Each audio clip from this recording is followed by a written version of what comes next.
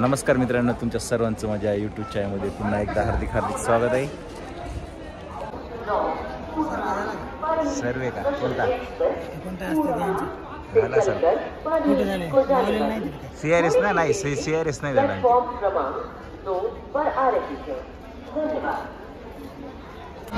आज आपण निघालेलो आहोत परभणी ते नांदेडसाठी. या ठिकाणी परभणीचे नांदेड विद्युतीकरणाचा आपण ब्लॉग बनवणार आहोत. आणि तसं तुम्ही माझे मागचे ब्लॉग बघितले, त्यामध्ये आपण परभणी जंक्शन रेल्वे स्टेशनचा ब्लॉग बनवला होता. त्याच्यात परभणी जंक्शनचे संपूर्ण विद्युतीकरणाचं काम झालेलं आहे. आणि तसंच आज आपण चाललेलं आहे पूर्णा आणि पुढे नांदेडला. बघूया विद्युतीकरणाचं काम काय काय झाले काय नाही. या ठिकाणी परभणी जंक्शनला आता वाजलेले आहेत 3:45 आणि या ठिकाणी आली आहे पूर्णा परळी. P1 P2 असे या गाडीला म्हणतात. ती आलेली आहे. डबल इंजिन आहे याला.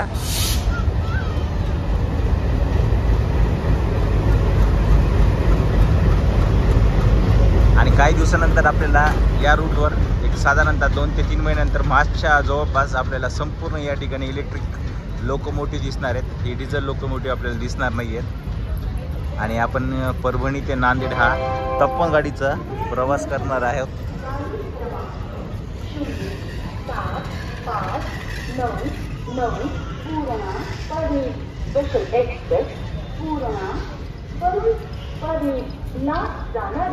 प्लॅटफॉर्म क्रमांक 2 वर उभी आहे.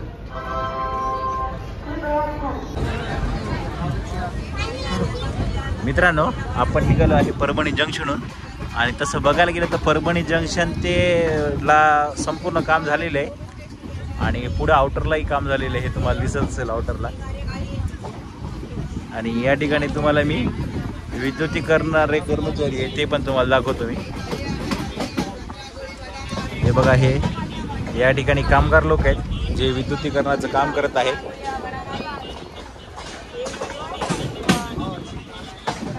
चला भेटूया पुढे पुढे. तुम्हाला जसं जसं आपण पुढे पुढे पोहोचू तसं तसं मी तुम्हाला विद्युतीकरणाची अपडेट सांगेल. बघायला गेलं या ठिकाणी संपूर्ण केबल्स झालेले आहेत.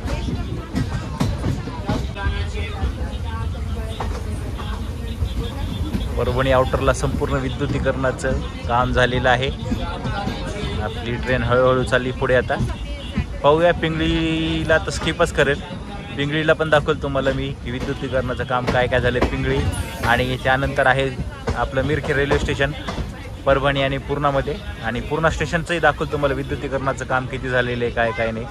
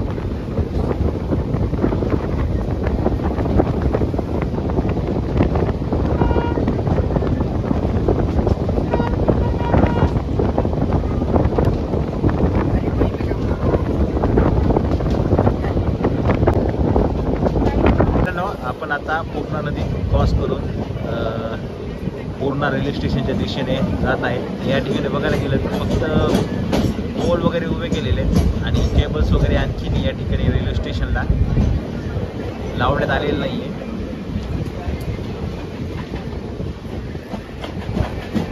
चला डायरेक्ट आता आपण प्लॅटफॉर्मलाच भेटूया आपण. मित्रांनो, आपण पोहोचलो आहे पूर्णा जंक्शनला आणि या ठिकाणी बघायला गेलं तर फक्त पोल वगैरे उभे केलेले आहेत. हे आहे प्लॅटफॉर्म नंबर 1. या ठिकाणी फक्त पोल वगैरे उभे केलेले आहेत आणि आपण उभं आहोत हे प्लॅटफॉर्म नंबर 2 वर आणि 3 वर पण हे 2 वर पण आणि 3 वर फक्त पोल वगैरे उभे केलेले आहेत. बघूया मार्च 2023 पर्यंत भारतीय रेल्वेचं टार्गेट आहे की हे जो संपूर्ण भारतातील जे रूट आहे ते इलेक्ट्रिक करण्याचा आणि हे इलेक्ट्रिक झालं तर या रूटवर लवकरच वंदे भारत पण येईल अशी पण अपेक्षा व्यक्त करू शकतो. हे बघा, हे या ठिकाणी तुम्हाला दाखवलं मी आउटरला पण पोल वगैरे आहे आणि पूर्णा जंक्शनला सुद्धा पोल वगैरे उभे आहेत. हे बघा, या ठिकाणी सगळे पोल वगैरेच काम झालेलं आहे. हे बहुतेक एकदाच पूर्ण केबल वगैरे उडतील. चला पाहूया पूर्ण जंक्शन गेल्या पूर्ण आउटरला पण तुम्हाला दाखवलं मी आणि पूर्ण जंक्शनहून जे एक रूट अकोला जातो तो संपूर्णपणे पहिलेच विद्युतीकरण झालेला आहे. ते तुम्हाला मी दाखवलं झालं तर पॉसिबल. मित्रांनो, बघायला गेलं तर पूर्णाला या ठिकाणी डिझेलचा डेपो आहे जे की ट्रेनमध्ये या ठिकाणी डिझेल इंजिनमध्ये भरल्या जाते. त्यामुळे ट्रेन जवळपास या ठिकाणी 15 ते 20 मिनटं कधी कधी ट्रेन थांबते.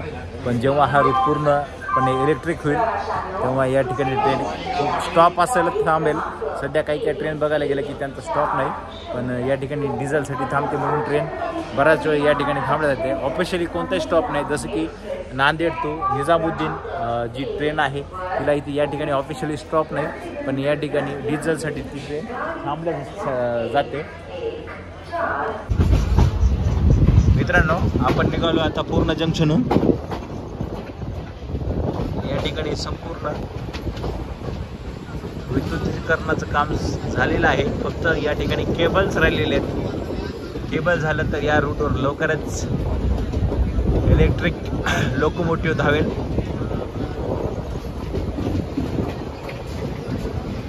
फक्त आणि फक्त केबलचं काम बाकी आहे.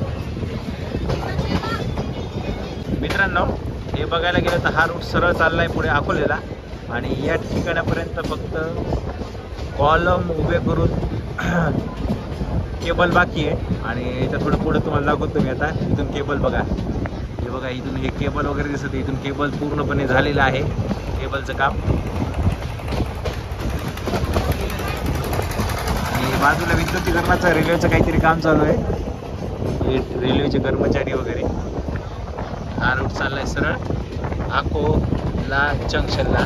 मित्रांनो, पूर्णा जंक्शनच्या बाहेर निघाल्यानंतर हा डबल ट्रॅक आहे आणि या ठिकाणी आणखीन फक्त पोल वगैरे उभे केलेले आहेत. केबल वगैरे बाकी आहे.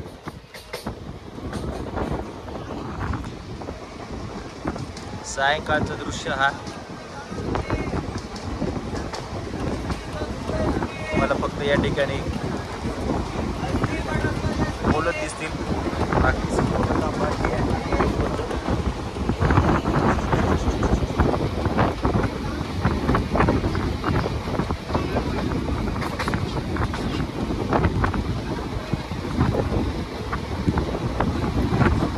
दोन्ही साईडला पोल उभे केलेले आहेत. जाणारी साईड जी की नांदेडला आणि येणारी साईड परभणी, या दोन्ही साईडला पोल उभे केलेले आहेत. त्याचं आणखीन खाली कॉन्क्रीट करण्याचं पण काम बाकी काही ठिकाणी झालेलं आहे.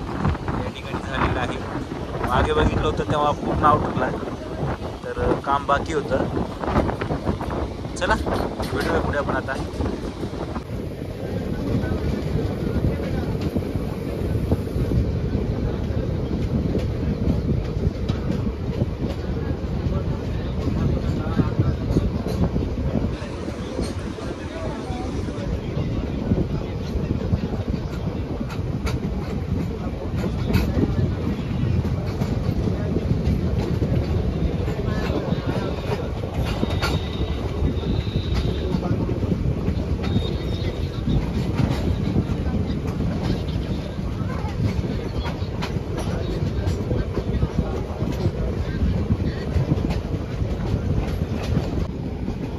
आपण आता चुडावा रेल्वे स्टेशनला स्किप करत आहे आणि या ठिकाणी चुडाव्याला पण फक्त आणि फक्त पोल वगैरे उभे केले आहेत. केबलचे वगैरे काम आणखीन बाकी आहे.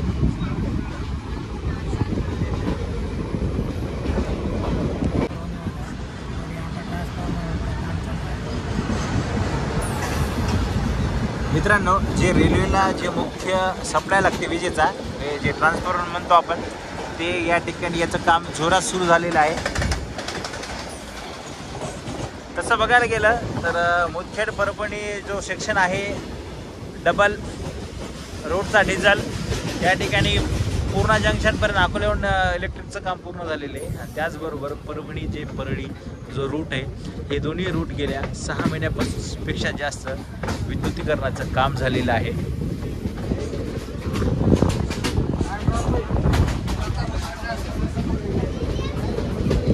मित्रांनो, या ठिकाणी पोल वगैरे उभे केले आहे, पण खालून जे फाउंडेशनचं काम असते सिमेंट वर्क हे बाकी आहे. चुडाव्याच्या पुढे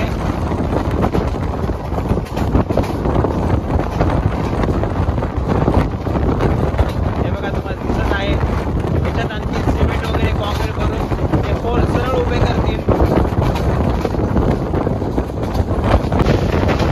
मित्रांनो, आपण आता लिरगाव रेल्वे स्टेशन हे स्किप करत चाललो आहे आणि या ठिकाणी फक्त पोल उभे केलेले आणि बरंच काम आणखी या ठिकाणी बाकी आहे. गाडीला चांगली स्पीड बघितलेली आहे.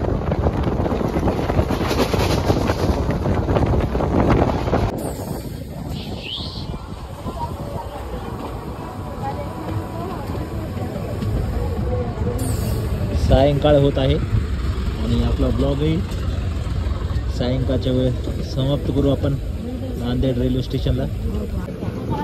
मित्रांनो, आपण आता नांदेड स्टेशनच्या जवळच आहे आणि या ठिकाणी पीट लाईन आहे नांदेडची, ती तुम्हाला दाखवतो. आणि सोबतच हे विद्युतीकरणाचं या ठिकाणी पोल वगैरे उभे करून काम झालेलं आहे तेवढं. आणि त्यानंतर आता इथं केबल वगैरे घेतील ओढून आणि लवकरच हे काम पूर्ण होईल. त्याचबरोबर तुम्हाला पीट लाईनला पण विद्युतीकरणाचं काम मी दाखवेल. हे बघा, या ठिकाणी ही आहे नांदेडची पीट लाईन आणि या ठिकाणी नांदेड रायचूर गाडीचा रॅक उभा आहे. लवकरच या पण ट्रेनचा आपण ब्लॉग बनवूया.